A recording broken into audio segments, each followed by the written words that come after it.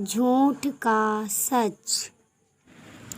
गोनू झा का एक लंगोटिया यार था। वह उनके सुख दुख का साथी था। उससे कभी मनमुटाव भी नहीं हुआ था। एक दिन उसने गोनू झा से कहा, मित्र, सभी लोग तुम्हारा लोहा मानते हैं। तुम कैसे किसी दोस्त को दुश्मन और दुश्मन को दोस्त, साधु को ठग और बेईमान को ईमानदार सिद्ध कर देते हो? यह बात मेरे समझ में नहीं आती है। किसी को एक नज़र में पहचान जाता हूँ कि आदमी अच्छा है या बुरा, तद अनुसार उस पर मेरी धारणा बदमूल होती है। उसी के अनुसार मैं निर्णय लेता हूँ। अगर कोई परिस्थितिवश झूठा या बेईमान बन भी जाता है, जबकि उसका चरित्र वैसा नहीं होता, तो मैं उसे सुधरने का अवसर देता हूँ। ठीक उसी प्रकार अगर कोई मक्कार पाखंडी अगर महान बना रहता है, तो मैं उसे उद्घाटित करके ही दम लेता हूँ। मेरे बारे में तुम्हारी क्या धारणा है? तुम तो अजीज दोस्त हो, इसलिए तुम्हारे बारे में धारणा क्या बनानी है। फिर भी तब तो मुझे शंका हो रही है कि कहीं हमारी दोस्ती दुश्मनी में ना बदल जाए। ना, इतने दिनों की यारी और तुमसे दुश्मनी।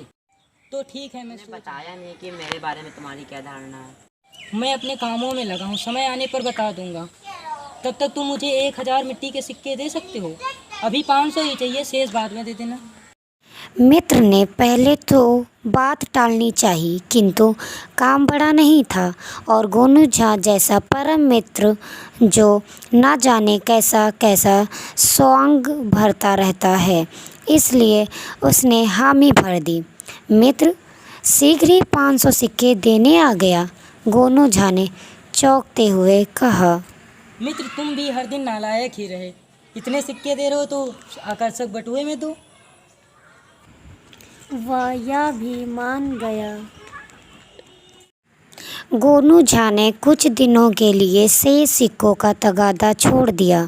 फिर किसी के समस्त दोस्त को देख कह उठते, याद है ना, 500 सिक्के बाकी हैं। हाँ, रोज क्या तगादा कर दो, कभी दे दूंगा। एक दिन गोनू झा ने पंचायत बुलाई। गणमान्य लोग उपस्थित हुए।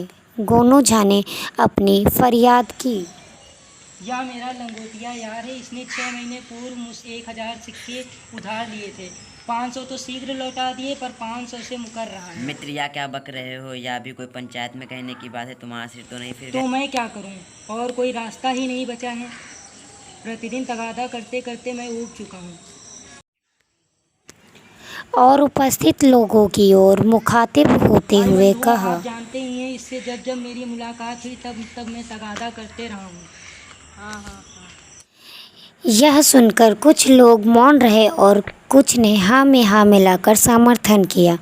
फिर तो वह दोस्त गोनू झा को बेईमान, ठग, धूर्त इत्यादि अपशब्दों से विभूषित करने लगा और विस्मित होते हुए पूछा, कब मैंने तुमसे सिक्के लिए और लौटा भी दिए? गोनू झा ने अपने थैले से वही आकर्षक बटुआ निकाला। उसी में दोस्त ने मिट्टी के सिक्के दिए थे। उन्होंने पंचों को वह बटुआ दिखाते हुए कहा, पंच परमेश्वर, इसी से पूछिए यह बटुआ किसका है। उसने बेहिचक कहा, हाँ, है तो मेरे ही, पर मैंने इसमें मिट्टी के सिक्के दिए थे। लीजिए, मेरी मती मारी गई थी, या मैं बच्चा हूँ तो मैं मिट्टी के सिक्कों से खेल करूँ। उनका समर्थन करते हुए सरपंच ने कहा, जल्द से जल्द इनको सिक्के लौटा दी, कुछ समय आपको इनको वापस करना है। परेशान होने के बावजूद उसे सिक्के वापस करने पड़े। बदनामी और बेइज्जती हुई सो अलग। उस दिन से वह गोनू झा का मुँह नहीं देखना चाहता था। इतना ही नहीं, उनका नाम सुनकर भी भड़क उठता था। दोस्त की किराने की दुकान थी। कुछ ही दिनों बाद दुकान के अहाते में गणमान्य लोगों को पहुंचते देख उसे उत्सुकता हुई कि माजरा क्या है। यह पता चलने पर कि सभी को गोनू झा ने बुलाया है, दोस्त का माथा ठनका कि मक्कार को फिर क्या खुरापात सूझी। पर वह गांव के मातबर व्यक्तियों को भगाए तो भगाए कैसे। गोनू झा भी उपस्थित हुए। गोनू झा ने मिट्टी और असली सिक्कों के दोनों बटुए निकालकर बीच में रखते हुए कहा, पंच परमेश्वर, मेरे इस अजीज दोस्त को यह जानने की दिली ख्वाहिश थी कि मैं सच को झूठ और झूठ को सच में कैसे परिवर्तित कर देता हूँ। मैंने इसे आगाह भी किया था, लेकिन इसने जिद पकड़ ली। इसलिए मुझे असत्य का सहारा लेकर दोस्ती को दुश्मनी में बदलना पड़ा। ये सिक्के मैं इसे अकेले में भी लौटा सकता था, पर मैंने आप लोगों के समझ इसे लौटाना उचित समझा, क्योंकि ये आप लोगों के समझ जलील हुआ था। अब तो मुझे समझने में देरी ना लगेगी